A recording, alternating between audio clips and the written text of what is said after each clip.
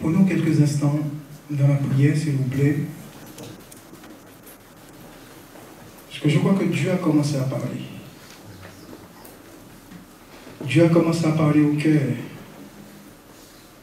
Que ce soit au moyen de la louange, les chants, les dons spirituels, Dieu est présent au milieu de son peuple. L'Esprit de Dieu est là.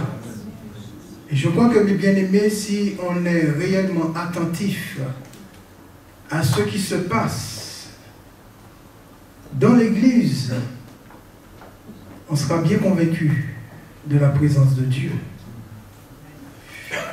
Notre Dieu, notre Père, nous te bénissons ce matin.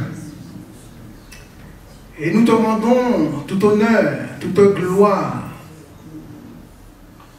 toute la reconnaissance de nos âmes, celle que tu as rachetée, celle que tu as délivrée des griffes de l'adversaire. Tu as fait de nous, Seigneur, ton peuple. Tu as fait de nous, Seigneur, tes enfants. Et tu nous l'as rappelé au moyen, Seigneur, de ta parole et des dons spirituels. Nous sommes tellement heureux de t'appartenir, Seigneur. Reconnaissant pour la grâce et le privilège que nous avons de te connaître et de t'appeler Père. Alors merci pour ce temps de grâce, ce temps de bénédiction que nous avons, Seigneur, dans ta présence. Parce que tu as déchiré le voile pour nous donner ce libre accès, Seigneur, devant toi.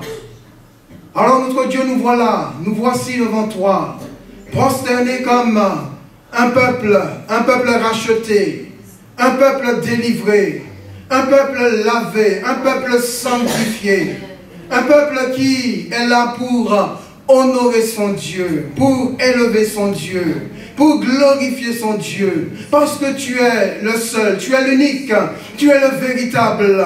Alors Seigneur, ce matin, reçois la louange de ton peuple, reçois l'adoration de ton peuple, reçois les acclamations de ton peuple, parce que tu es Dieu, Seigneur, et tu ne changes pas. Alors merci pour ton esprit qui est déjà à l'œuvre dans nos cœurs. Merci parce que tu passes dans les rangs, Seigneur, tu visites les vies, tu touches, Seigneur, tu guéris, mon Dieu, tu rends libre les opprimés, au nom de Jésus. Nous le croyons, Seigneur, parce que tu es là, tu es présent au milieu de nous. Alors notre Dieu soit loué, soit béni, soit glorifié, soit élevé, Père, dans le nom de Jésus. Amen.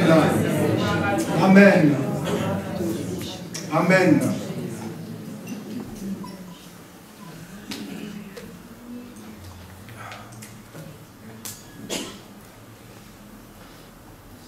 Sauvé pour toujours ou pas? Sommes-nous sauvés pour toujours ou pas? Telle est la question. Alors si un jour on vous pose cette question, est-ce que vous êtes sauvés pour toujours? Amen.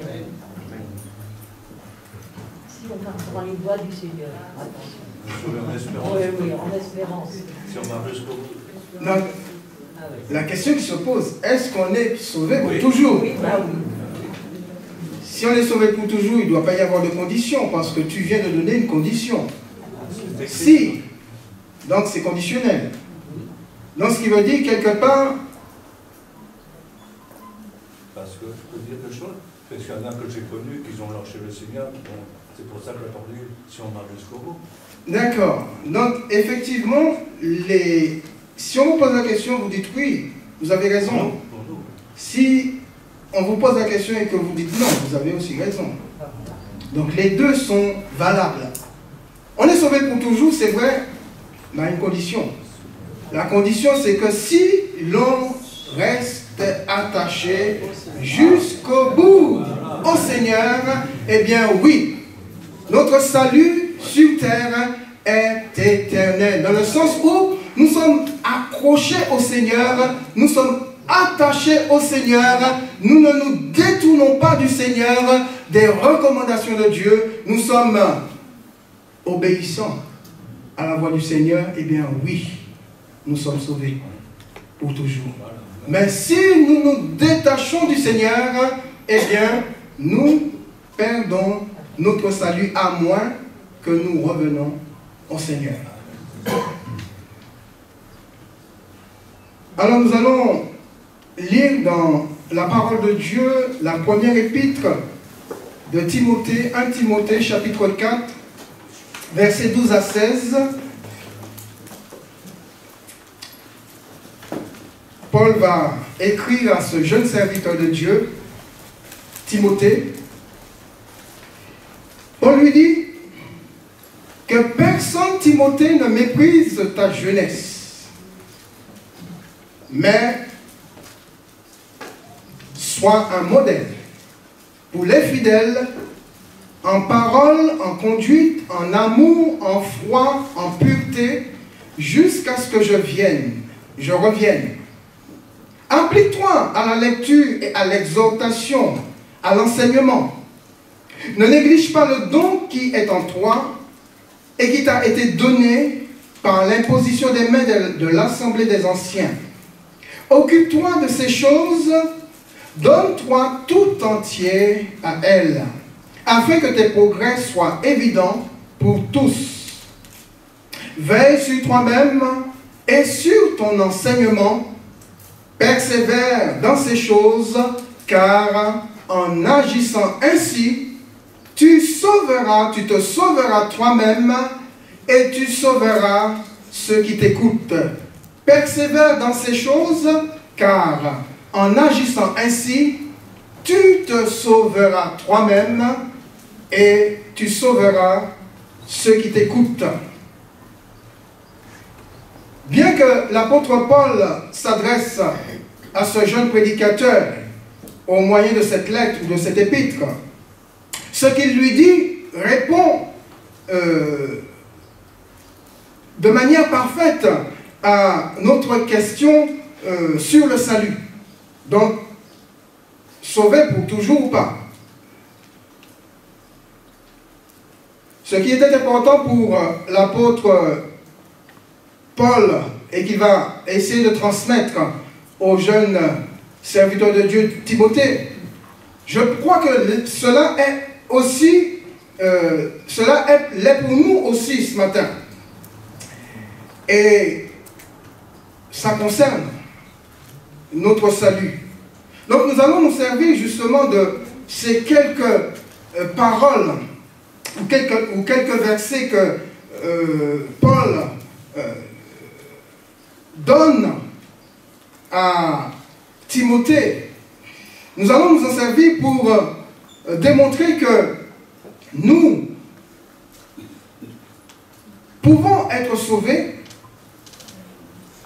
recevoir notre salut, je dirais, avoir cette assurance sur la terre de notre vivant, ou aussi nous pouvons perdre notre salut si toutefois nous nous détournons de la voie du Seigneur et que nous ne revenons pas au Seigneur au travers de la repentance pour que Dieu nous ramène à son cœur. Alors le thème ce matin, ce sont les 7 étapes du savoir pour garder notre salut. Il y a le savoir-être, le savoir s'intéresser, le savoir prendre en charge, savoir se consacrer, savoir prendre soin, savoir rester en éveil et savoir demeurer ferme. Et je crois que ce matin, nous ne pourrons pas tout prendre ce matin, tout voir ce matin. Nous allons juste nous contenter des 4 premiers. Savoir-être. Pour le savoir-être, mes bien-aimés, qui correspond à la manière de se comporter, il est important de savoir qui on est, de savoir qui je suis. Si je sais qui je suis, je peux me comporter en fonction de ce que je sais. Sur le plan humain, nous sommes tous d'une famille. Nous venons tous d'une famille.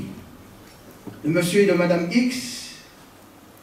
Et nous avons un nom qui nous donne une identité. Et sur le plan spirituel, il en est de même. Nous avons aussi une identité qui fait de nous ce que nous sommes. Et nous l'avons entendu ce matin au travers des prières ou des dons spirituels. Nous sommes enfants de Dieu. Nous sommes enfants de Dieu. C'est une identité que nous avons reçue de Dieu. Comme nous avons reçu une identité naturelle de la part de nos parents. Sur le plan spirituel, nous avons reçu de Dieu une identité. Alors, la question qui se pose, qui sommes-nous réellement?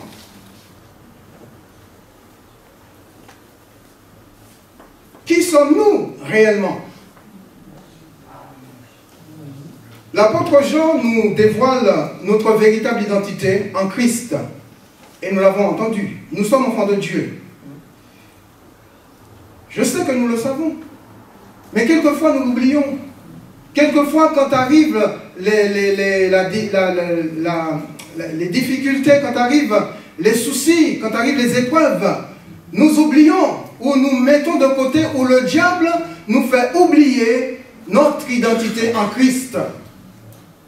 Mais Jean, dans sa première lettre, au chapitre 3, verset 1 à 3, il nous rappelle qui nous sommes en Christ. Et de quelle manière nous sommes devenus ce que nous sommes en Christ. Jean dit, voyez, mes bien-aimés, quel amour le Père nous a témoigné pour que nous soyons appelés enfants de Dieu. Voyez de quel amour le Père nous a témoigné, parce que Dieu a manifesté son amour au travers de son Fils unique, Jésus-Christ, sur le bois de la croix, pour que nous soyons appelés enfants de Dieu. Avant, nous étions loin de Dieu, nous ne connaissions même pas Dieu. Avant, nous étions ennemis de Dieu. Mais au travers de l'œuvre merveilleuse que Jésus-Christ a accomplie à la croix du Calvaire, Dieu nous a rapprochés de lui. Il a fait de nous des êtres, des créatures qui passent d'état de créature à état d'enfants de Dieu. Parce que nous ne sommes pas tous enfants de Dieu sur la terre. Nous sommes tous des créatures de Dieu, mais Dieu nous appelle à devenir ses enfants bien-aimés. Jean continue en disant, si le monde ne nous connaît pas, c'est qu'il ne l'a pas connu. Et quelquefois, on s'attend à ce que le monde nous connaisse. Quelquefois, on s'attend à ce que le monde nous aime. Quelquefois, on s'attend à ce que nous soyons chéris par le monde. Mais si nous sommes chéris par le monde, nous ne sommes plus enfants de Dieu. Parce que le monde n'a pas chéri le Maître. Le monde n'a pas chéri Jésus. Le monde l'a rejeté. Et Jésus dit que s'ils m'ont fait ça à moi, écoutez, si vous êtes mes disciples, ils ne vous feront pas du bien. Ils vous feront autant de mal qu'ils m'ont fait. Si le monde ne nous connaît pas, c'est qu'il ne l'a pas connu. Bien-aimés, nous sommes maintenant enfants de Dieu, et ce que nous serons n'a pas encore été manifesté. C'est-à-dire que nous sommes maintenant enfants de Dieu, nous vivons déjà les prémices de notre identité, mais nous ne sommes pas encore ce que Dieu veut que nous soyons. Parce que lorsque le Christ se manifestera, lorsque nous serons enlevés au ciel, eh bien nous allons être transformés. Et tel qu'il est, tel nous serons aussi. Mais nous savons que lorsqu'il paraîtra, nous serons semblables à lui, parce que nous le verrons tel qu'il est. Et écoutez bien, quiconque, ce quiconque c'est vous, hein? Ce quiconque c'est moi. Donc à la place de quiconque, on peut mettre son propre nom. Quiconque a cette espérance en lui se purifie comme lui-même est pur. Quiconque a cette espérance en lui se purifie comme lui-même est pur. Jean précise que c'est le témoignage de l'amour de Dieu, le Père, à notre égard, qui a fait de nous ce que nous sommes. Nous sommes enfants de Dieu. Et le salut, mes bien-aimés, commence par cette belle identité. Celle où je suis appelé enfant de Dieu. Celle où vous êtes appelé enfant de Dieu. Par rapport à cela, qu'est-ce que Paul va dire à Timothée dans 1 Timothée chapitre 3, versets 14 et 15. Paul dit, je t'écris ces choses avec l'espérance d'aller bientôt vers toi, mais si je tarde Timothée, tu sauras comment il faut se conduire dans la maison de Dieu, qui est l'église du Dieu vivant, la colonne et l'appui de la vérité.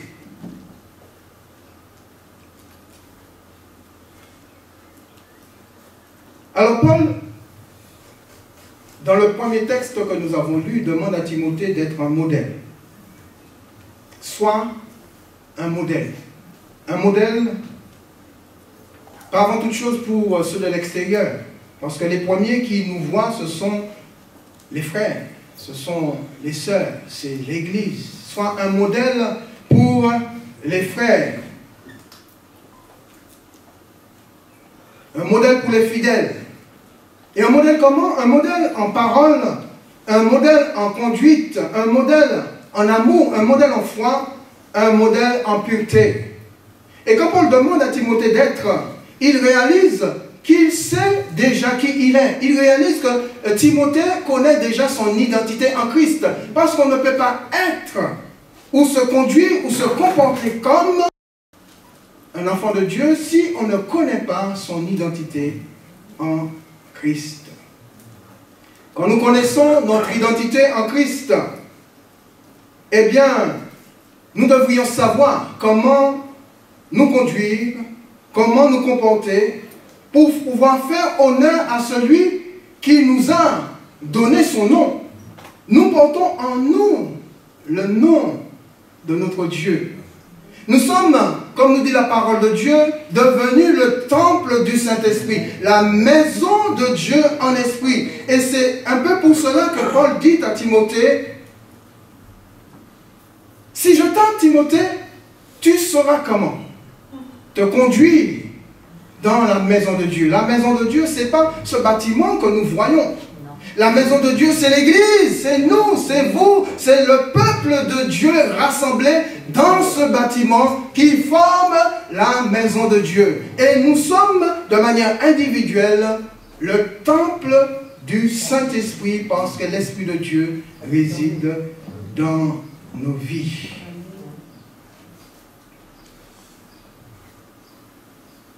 Alors si je t'aime, Timothée, tu sauras comment te conduire.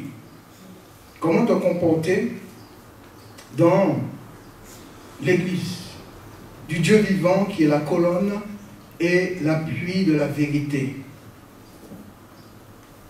Je crois que si, en tant qu'enfant de Dieu, je ne maîtrise pas ce que je suis, je ne réalise pas ce que je suis, je ne connais pas ce que je suis, je ne pourrai pas savoir comment me comporter dans la maison de Dieu, dans l'église, qui est la colonne et l'appui de la vérité.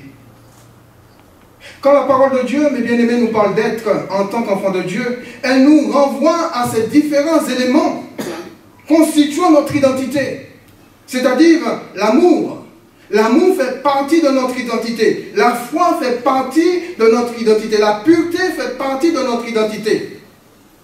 Et toutes ces choses-là, tous ces éléments-là se révèlent de manière ou se vérifient par nos paroles qui influencent nos comportements ou notre conduite.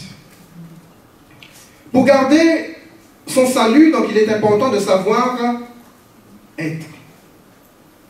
Et aussi savoir s'intéresser. Paul dit à Timothée, applique-toi Timothée. Applique-toi. S'appliquer, c'est s'intéresser. C'est important de s'appliquer dans les choses que nous faisons. Il y a des gens qui s'appliquent dans les choses qu'ils aiment. Si vous aimez quelque chose, vous allez vous appliquer pour être mieux, pour faire mieux, pour évoluer, pour grandir. Eh bien, vous allez vous appliquer parce que vous aimez, parce que vous vous intéressez à la chose. Eh bien, vous faites le nécessaire pour pouvoir évoluer, pour pouvoir grandir dans le domaine dans lequel vous vous trouvez. On voit que l'apôtre Paul portait beaucoup d'attention ou d'intérêt à la parole de Dieu. Il aimait la parole de Dieu et il va vouloir transmettre cet amour de la parole à ce jeune serviteur Timothée. Il va vouloir que Timothée fasse de même, aime la parole et s'applique, comme il le lui dit, s'applique à la lecture, s'applique à l'enseignement, s'applique à l'étude de la parole de Dieu. Je ne sais pas si vous aimez vraiment la parole de Dieu. Amen. Merci, frère. Que Dieu te bénisse. Au moins, il y a un frère qui aime la parole de Dieu. J'aime la parole de Dieu. Même si, dans cette parole, il y a des choses qui me dérangent. C'est vrai, n'est-ce pas? Il n'y a pas des choses qui vous dérangent dans la parole de Dieu. Soyons sincères ce matin. Soyons honnêtes devant Dieu ce matin. Est-ce qu'il n'y a pas des choses qui vous dérangent dans la parole de Dieu? Moi, il y a des choses qui me dérangent dans la parole de Dieu. Mais parce que c'est la parole de Dieu, je l'accepte. Parce que c'est la parole de Dieu, je me soumets. Parce que c'est la parole de Dieu, je plie mes genoux. Parce que c'est la parole de Dieu, je plie ma volonté à la parole de Dieu. Et je dis, Seigneur, même si ma chair n'accepte pas certaines choses de ta parole, eh bien, c'est pas grave. Je sais que ce qui est dans ta parole est pour le bien de mon âme. Alors je l'accepte. Vous savez, quand on aime la parole de Dieu, on fait le nécessaire, on s'applique. On s'applique. On s'applique. Pour la lire, pour l'étudier. Parce que je crois que dans cette parole est un trésor. Un trésor dans lequel est caché des choses que nous ne pouvons découvrir dans la mesure où nous allons creuser, où nous allons fouiller, où nous allons bêcher, pour pouvoir trouver, extraire les précieux trésors qu'il y a dans la parole de Dieu. Peut-être qu'on pense qu'en ouvrant la Bible comme ça, on lit un passage et tout de suite, on va comprendre la chose et tout de suite, le Saint-Esprit, oui, le Saint-Esprit peut nous révéler des choses de manière instantanée.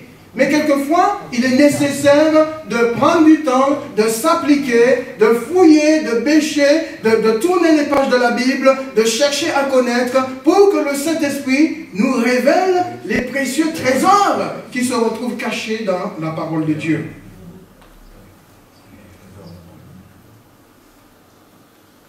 C'est un homme de l'Ancien Testament du nom d'Esdras. Vous connaissez Esdras? Au chapitre 7, verset 10, il nous a dit qu'Esdras avait appliqué son cœur à étudier et à mettre en pratique la loi de l'Éternel et à enseigner au milieu d'Israël les lois et les ordonnances. Esdras avait appliqué son cœur. C'est important, mes bien-aimés, qu'un enfant de Dieu applique son cœur à étudier la parole de Dieu. Tout ne nous sera pas donné le dimanche matin, au travers des prédications, au travers des exhortations. Tout ne nous sera pas donné le dimanche matin. Il y a des choses que Dieu réserve pour vous dans votre intimité avec lui. Et là, dans l'intimité avec le Seigneur, eh bien, vous pouvez étudier, vous appliquer, quand vous appliquez votre cœur à l'étude de la parole de Dieu, eh bien, le Saint-Esprit vous révèle les choses cachées. Soyons, mes bien-aimés, des Esdras. Soyons des hommes et des femmes qui appliquent leur cœur à étudier la parole de Dieu. Notre identité en tant qu'enfant de Dieu doit nous pousser à nous intéresser de plus en plus à la parole. Est-ce que moi, je m'intéresse de plus en plus à la parole de Dieu? Il n'y a pas d'âge pour ça. Dès l'instant où on apprend à lire, on doit appliquer son cœur à étudier la parole de Dieu. Pour nous qui sommes parents, lorsque nos enfants commencent à apprendre à lire, qu'est-ce que nous faisons? Eh bien, nous essayons de les enseigner la parole, de leur faire garder dans leur cœur, dans leur esprit, des textes, des versets, pour qu'un jour, lorsqu'ils grandissent, ces versets seront toujours là, pour que le Seigneur puisse les garder, les protéger, au moyen de sa parole et de son esprit. Et dès le plus jeune âge, nous devons donner goût à nos enfants à la parole de Dieu. La parole comme un miroir divin. C'est l'apôtre Jean qui nous dit au chapitre 1er, versets 22 et 23, versets 22 à 24, pardon, mettez en pratique la parole et ne vous bornez pas à l'écouter, en vous trompant vous-même par de faux raisonnements.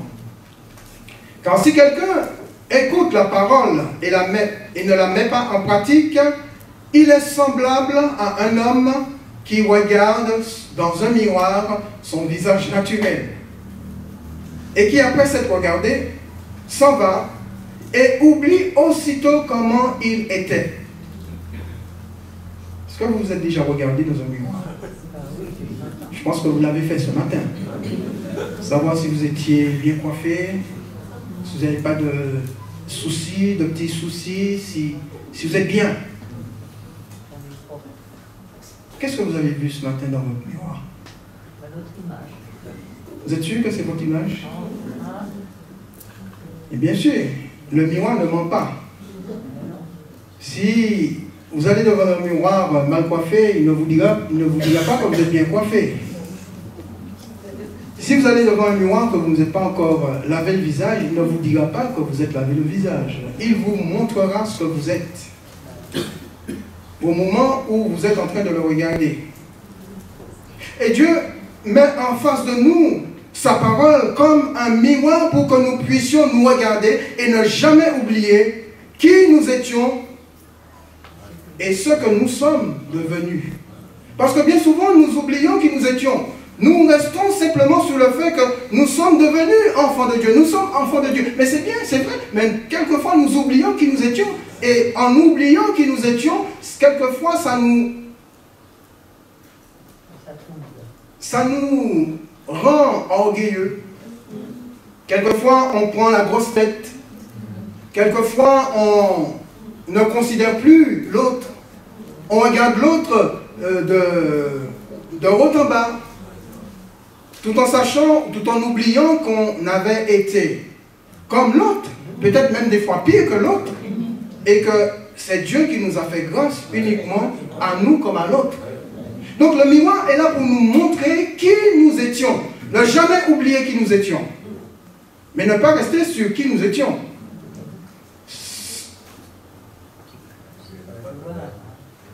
Voir aussi ce que nous sommes devenus en Dieu. Quand on aime la parole de Dieu, on s'y intéresse, on s'y applique pour la mettre en pratique comme Esdras l'a fait et comme Jacques nous le recommande. Il n'est pas étonnant qu'il soit dit d'Esdras que la main de l'Éternel, son Dieu, était sur lui.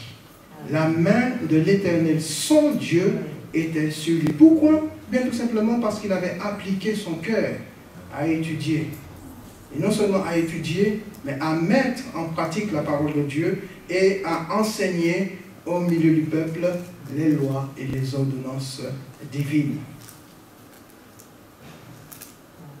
Garder son salut dépend aussi de l'intérêt que l'on porte pour la parole de Dieu et aussi de la place que nous donnons à cette parole dans notre vie.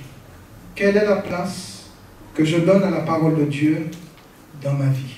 Quelle est la place que vous donnez à la parole de Dieu dans votre vie quotidienne? Quelle est la place qu'elle occupe dans votre vie de tous les jours?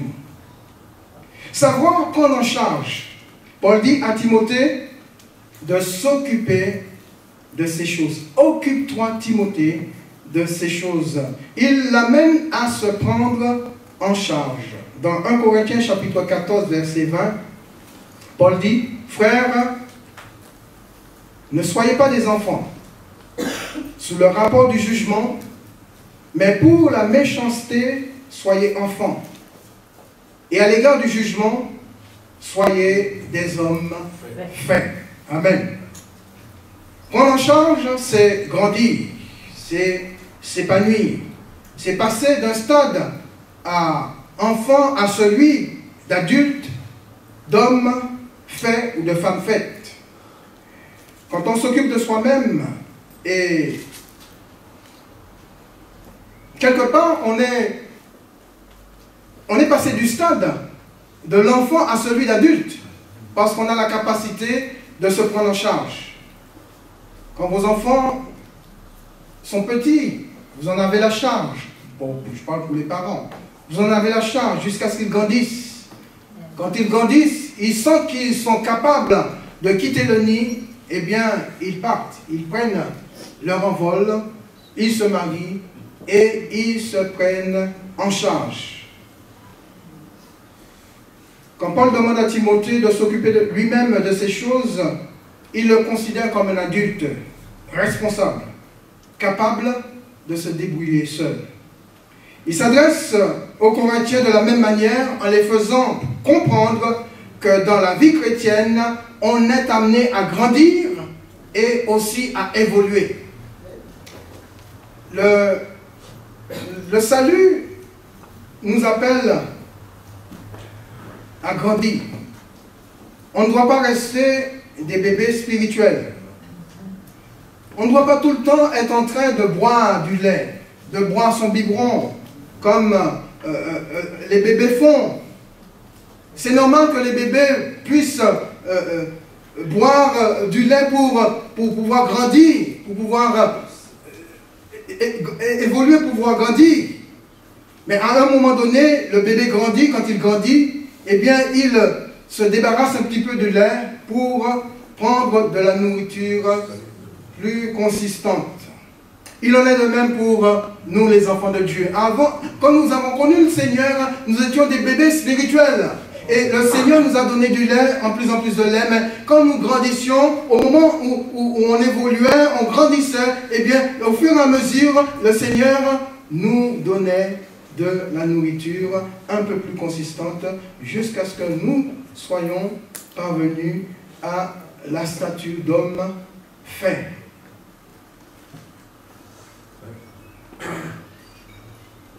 Le salut doit pousser chaque enfant de Dieu à se prendre lui-même en charge. C'est important, mes bien-aimés, parce que des fois, on a trop souvent dans les églises des bien-aimés qui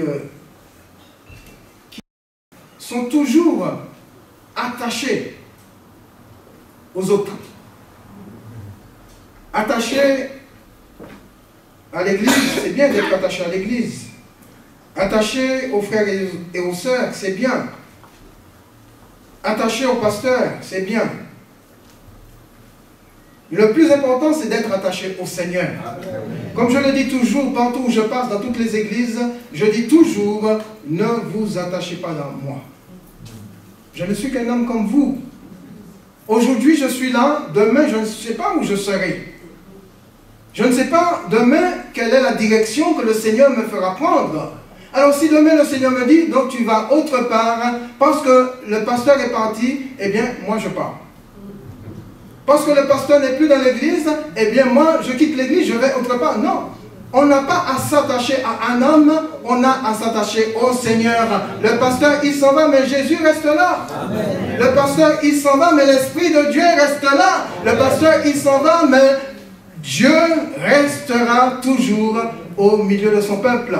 Chacun a sa direction, Dieu donne à chacun sa vision, Dieu donne à chacun son orientation. Mon orientation n'est pas la vôtre, votre orientation n'est pas la mienne.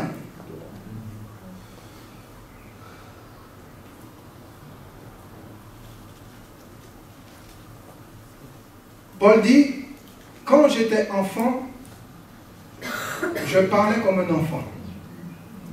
Et c'est normal.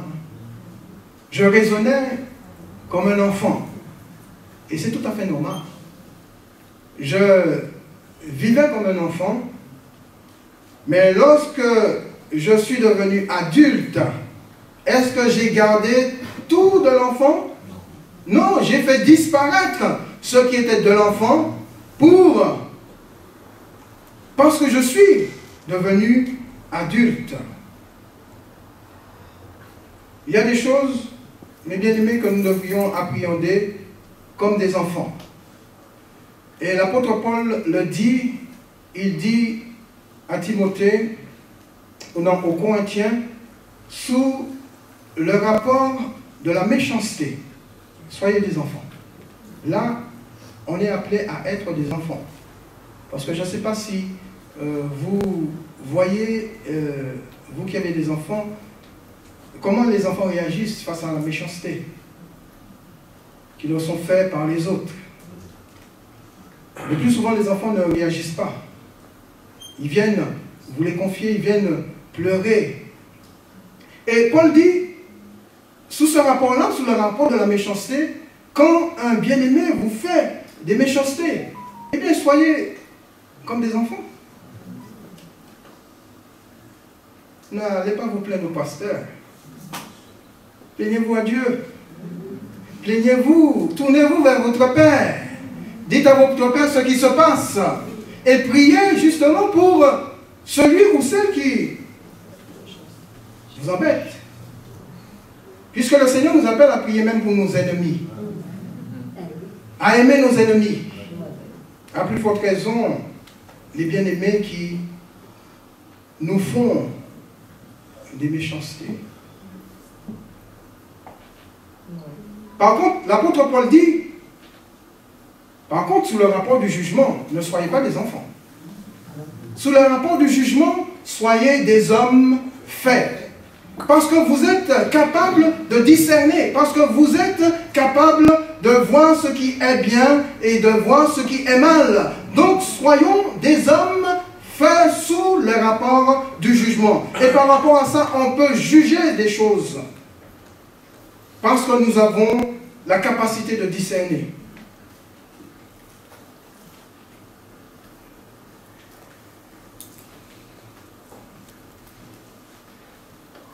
Se prendre en charge, c'est pouvoir discerner. Et celui qui a appris à discerner se détache de la tutelle parentale pour vivre sa propre vie, et par sa maturité acquise, il montre qu'il est devenu un adulte, un homme fait ou une femme faite. Pour garder son salut, il est aussi important de passer par le stade de bébé spirituel à celui d'homme fait ou de femme faite. Savoir se consacrer entièrement. Paul dit à Timothée de se donner tout entier, l'appelant à une consécration totale. C'est important, mes bien-aimés, de se consacrer au Seigneur. Non pas une demi-consécration, mais une consécration totale, une consécration entière. Dès l'instant où on a donné sa vie à Jésus, eh bien, on doit être consacré entièrement au Seigneur. Écoutez ce que Dieu dit à Moïse concernant les premiers-nés d'Israël. En Exode chapitre 13, versets 1 et 2, l'Éternel parla à Moïse et lui dit, « Consacre-moi tout premier-né parmi les enfants d'Israël, tant les hommes que les animaux. Et écoutez Dieu, ce que Dieu dit.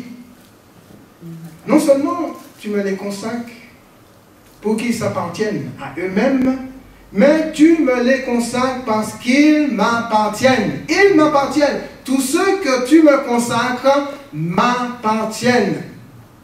La consécration, on concepte que c'est une ordonnance divine. C'est Dieu qui ordonne la consécration. Il désire que tous les premiers-nés de son peuple, que ce soit les hommes ou les animaux, lui seront consacrés. Et parce qu'ils lui sont consacrés, eh bien, ils lui appartiennent. Quand on parle de consécration, on parle de mise à part pour Dieu. On ne peut pas être mis à part pour Dieu à moitié. On ne peut pas donner sa vie au Seigneur à moitié. On ne peut pas donner son cœur à Jésus à moitié. Donc, c'est une consécration entière, totale, à 100% pour Dieu, à 100% pour le Seigneur, à 100% pour l'Esprit de Dieu.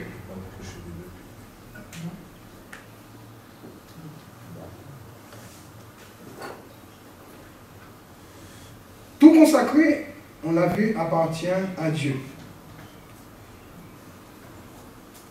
Si Dieu, dans l'Ancien Testament, au travers des premiers-nés consacrés, disait qu'ils n'avaient même pas l'Esprit de Dieu, les consacrés n'avaient pas l'Esprit de Dieu. À l'époque, l'Esprit de Dieu, quelquefois, saisissait les prophètes, saisissait les rois, mais il ne demeurait pas en eux. Et si Dieu dit que ces consacrés-là m'appartiennent, à plus forte raison, nous aujourd'hui, en qui l'Esprit de Dieu demeure, combien nous appartenons au Seigneur. Que nous ne le voulons pas, nous lui appartenons entièrement, totalement, et donc nous sommes appelés à une consécration entière pour Dieu.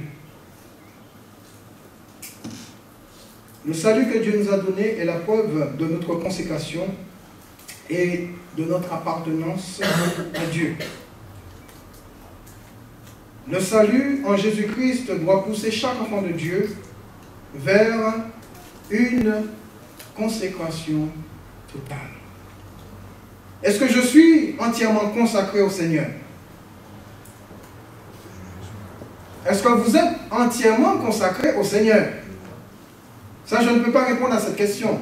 Vous êtes seul à pouvoir répondre à cette question.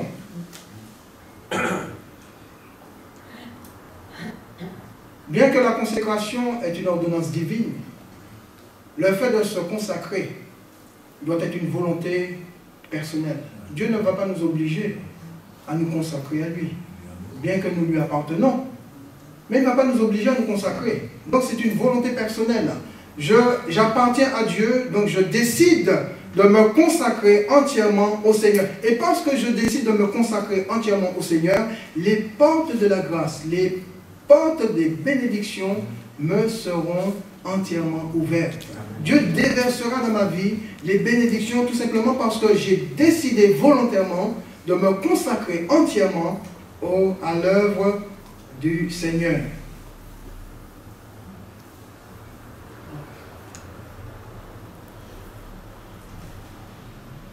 Et on remarque que tous ceux qui ont accepté de se consacrer volontairement au Seigneur ont toujours été bénis de la part de Dieu.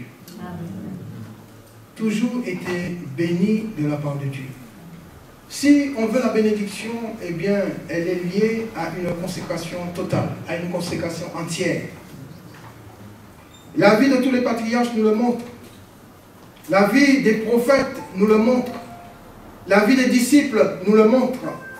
Tous ceux qui se sont consacrés au Seigneur ont été bénis de Dieu. Et aujourd'hui, si nous nous consacrons entièrement au Seigneur, nous serons bénis aussi de la part de notre Dieu. Parce que Dieu n'accepte pas une demi-consécration. Dieu n'accepte pas une demi-vie un cœur à moitié pour lui. Non, Dieu veut tout de nous. Lorsque Dieu a donné Jésus, il n'a pas donné une partie de Jésus. Lorsqu'il a livré Jésus à la croix, ce n'est pas la moitié de Jésus qui a été livré.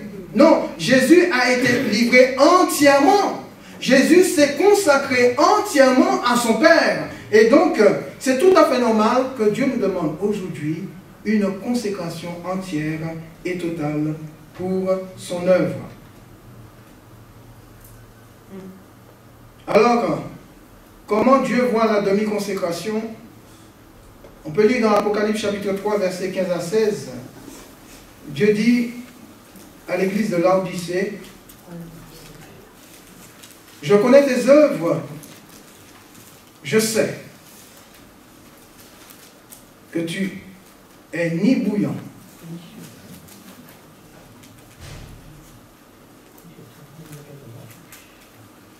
que tu es ni froid ni bouillant, c'est ça? Puisses-tu être froid ou bouillant? Ainsi, parce que tu es tiède et que tu es ni froid ni bouillant, je te vomirai de ma bouche. » Alors Dieu considère quelque part trois alternatives pour ses enfants. Il y a ceux qui sont tièdes, il y a ceux qui sont froids, et il y a ceux qui sont bouillants. Et le pire pour Dieu, ce ne sont pas les froids ni les bouillants, ce sont les tièdes. Pourquoi? Parce que tout simplement, le froid et le bouillant fait une réaction. Il y a une réaction. Quand vous touchez du froid, il y a une réaction. Ah, c'est froid. Quand vous touchez du bouillant, ah, c'est chaud. Il y a une réaction. Mais quand vous touchez du tiède, c'est pas grave. Vous pouvez rester. Vous êtes habitué, on est à température ambiante. Il n'y a pas de souci. On est bien, on est tranquille. On reste là. Vous avez peut-être déjà entendu dire la grenouille qu'on a mis dans de l'eau tiède. Et au fur et à mesure, on a augmenté jusqu'à l'eau bout. Mais elle était trop tard, parce que la grenouille, elle est restée, elle était en température ambiante, elle était bien, elle était tranquille, elle n'a pas senti au moment où sa vie allait partir. Et bien souvent, mes bien-aimés, quelquefois pour nous, ça arrive comme ça. On est à température ambiante. C'est bien. On est là, on est tranquille, on est bien. Jusqu'au moment où le diable augmente la flamme et arrive au moment où c'est trop tard. On est cuit. Alors Dieu dit, il préfère même les froids, parce que toucher du froid, il y a une réaction. Toucher du bouillant, il y a une réaction. Il préfère même les froids que les tièdes. Parce que ceux qui sont tièdes, il dit, il ne peut pas garder les tièdes dans sa bouche. Il les vomira.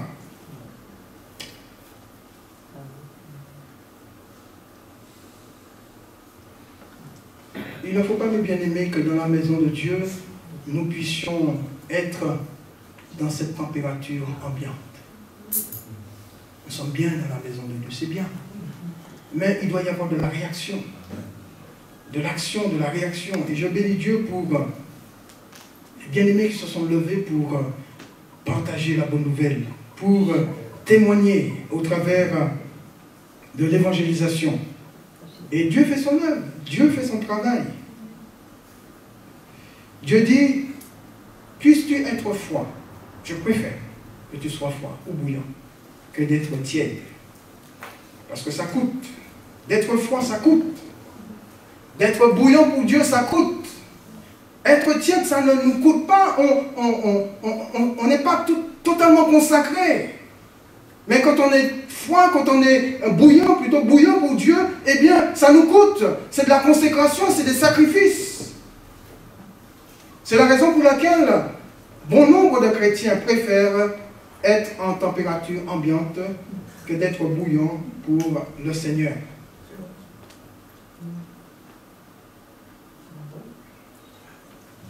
Bien sûr, pour garder ton salut, il faut, bien sûr, savoir être. savoir s'intéresser, savoir se prendre en charge et savoir se consacrer entièrement au Seigneur. Prions le Seigneur. Notre Dieu, notre Père, merci. Merci pour ta parole. Cette parole qui est vérité. Cette parole qui n'est pas parole d'homme, qui est parole de Dieu. Et nous la considérons comme telle. Pardonne-nous, Seigneur, toutes les fois où nous avons mélangé nos paroles à ta parole. Et que ton Saint-Esprit, Seigneur, aide ton peuple à prendre ce qui est de toi. Merci pour ce que tu nous as dit ce matin. Que nous ne soyons pas, comme nous l'a dit Jacques, des auditeurs oublieux. Et ce que nous avons entendu, Père, que tu nous donnes la force de pouvoir les mettre en pratique. Alors merci, Seigneur, pour ton esprit qui nous donne la capacité de le faire. Et merci pour tout ce que tu as pour ton Église. Parce que je crois que, Seigneur, tu veux bénir ton peuple. Et tu vas le bénir. Parce que c'est ta volonté. Parce que c'est le désir de ton cœur. Et nous voulons, Seigneur, être au bénéfice de toutes tes bénédictions. Alors aide-nous, Seigneur, à être comme Esdras, à appliquer notre cœur à l'étude, à l'enseignement, à la lecture de ta parole. Afin que notre Dieu, ton Saint-Esprit, puisse te servir de nous au moment où tu l'auras décidé. Et je prie, Seigneur, ce matin que ce qui a été dit, ce qui a été fait, Seigneur, les témoignages qui ont été donnés, Seigneur notre Dieu, à l'extérieur puissent porter du fruit pour la gloire de ton Saint-Nom, dans le nom de Jésus. Amen. Amen. Amen. Je vais laisser la place à Chris Régis pour les annonces.